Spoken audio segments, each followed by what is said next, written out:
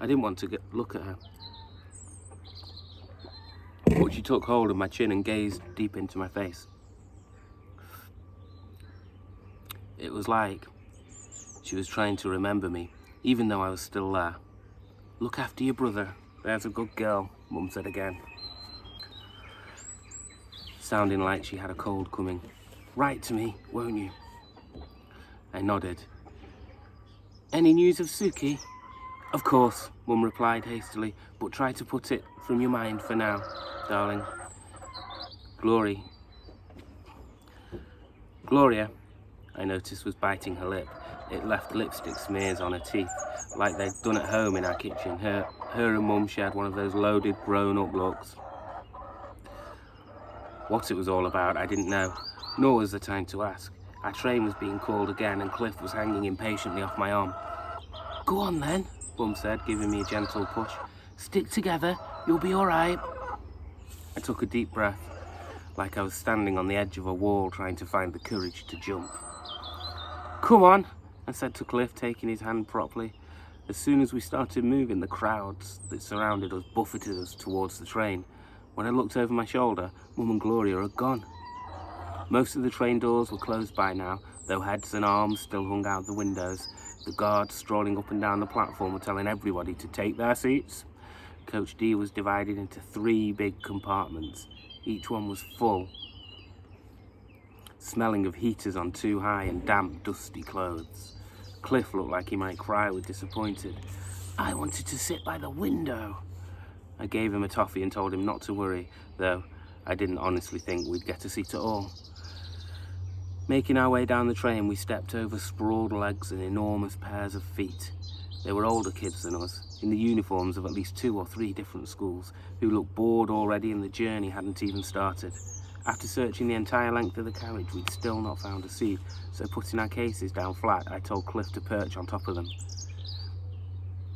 I'd be alright leaning against the wall. At least that was the plan. Sitting down, Cliff had just opened his beano when a hand swooped in and grabbed it. "Hey!" Cliff looked up. "Give that back!" I cried. At eye level was a label saying Dorothy Roberts, but the face above it belonged to that naughty girl, Esther Jenkins. Her hair was in 2 dark brown plaits, the pointed end of which looked like they'd been sucked. She was holding Cliff's comic high above her head. It annoyed me that she'd taken it without asking. "That's not yours," I said, reaching for it. "It is now." I tried to make a lunge for the comic, but she was taller than me. I bought that for the journey," Cliff protested. "Tough," Esther said. She spoke a bit oddly, using English words but sounding foreign. "It's ours now." Before we could do anything, the comic got passed on to a boy, then another boy, before disappearing down the carriage. Esther patted Cliff on the head. "Thanks, pal," before going back to her seat. Cliff's bottom lip started to quiver. "Shh, don't cry," I said, putting my arm round his shoulders. "We'll get it back." "Shut up, Olive. Leave me alone." He turned away, burying his face in his arms. I didn't know what to do. There were no teachers on board to tell, though through the window I saw the same old one out on the not old, only 40. The same old one out on the platform, arguing with a guard. Suki, I knew, wouldn't stand here feeling useless. Even worse, Cliff had started sobbing. I promised to look after him and was doing a lousy job of it. "Stay there," I told Cliff. Heading down the carriage, I soon found the beano. 2 girls were poring over a Dennis the Menace cartoon on the centre pages. Excuse me," I said politely, stopping at their seats. The girls kept their heads down. I tried again. "I don't know if you realise, but that belongs to us. You can borrow it if you want when my brother's finished reading it." They ignored me. I felt rather stupid, especially when the boys in the next row started laughing and jeering, egging people on to join in until it spread through the whole carriage.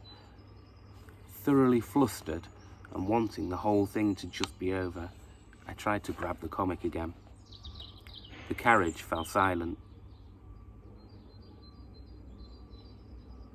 Standing in the doorway was a teacher, the young one, not old, who'd been arguing on the platform. Now it seemed it was our turn. "Carson, Mitchell, don't you know your alphabet?" he barked. The girls reading Cliff's Beano jumped out of their skins. As the comic slithered to the floor, I snatched it. "You're supposed to be in Coach F, not this one," he yelled. "I've just spent the last 10 minutes trying to sort out the confusion you've caused." "But, Mr. Barrowman, sir," one of the girls tried to speak. The teacher, our teacher, I realised dismally, cut her dead. "Each coach is for a different location, you foolish girls. This is Coach D, going to Devon. You're in Coach F, which will be going to hell and back if you're not careful. So move yourselves. You're holding up the whole train." Mortified, the girls rose out of their seats and got their suitcases. The whole carriage watched without a word. I crept back up the aisle towards Cliff. "You there, the girl in the checked coat," Mr. Barrowman barked. I stopped, turned round. "Me?" Which was a stupid thing to say, since no one else was wearing a checked coat. "Take these." He clicked his fingers at where the girls had been sat. "Hurry up now." Cliff and me slid onto their still warm seats. Reunited with the Beano, my brother soon cheered up, but right in my eye line, just down the aisle, was the person who'd started it all. "What are you looking at?" she moaned. "Dunno, doesn't get a label on it," I muttered to myself, though like all of us, she had one swinging from her coat. She had a label swinging from her coat. I just hoped she'd lose interest in me once we got moving. Walking up the aisle, Mr. Barrowman checked our names against his own shorter list and made Dorothy and Esther swap their labels. The moment he took his seat at the front, Esther Jenkins started on me again. "You, with the bruise on your face." I made a point of gazing out the window. She didn't take the hint. "You snitched on my friends," she said. "They had to move carriages because of you, and now they won't be billeted with us. So I'd say it's your fault." It wasn't my fault. I knew it wasn't. I didn't make them sit in the wrong part of the train. I didn't snitch on them either. Yet Esther Jenkins blamed me, and I felt hot and miserable with the injustice of it. Settling back in my seat, I consoled myself with two thoughts. Queenie, at least, would be kind and friendly, and might know more than I did about where my sister was. Plus, I'd never seen a real lighthouse before. And that's the end of the chapter. Like I say, if anybody sees Teddy, if you could let me know, because I'm not sure where he's got to. And I know he's excited to listen. The chickens were less excited. They've disappeared now. And apologies for their interruptions halfway through. Anybody wants to read it, because you've got a copy, keep reading it. If you want to record a chapter, a page, a part of a chapter to share with the class, then that would be amazing too. Stay safe, and I will see you all soon, hopefully.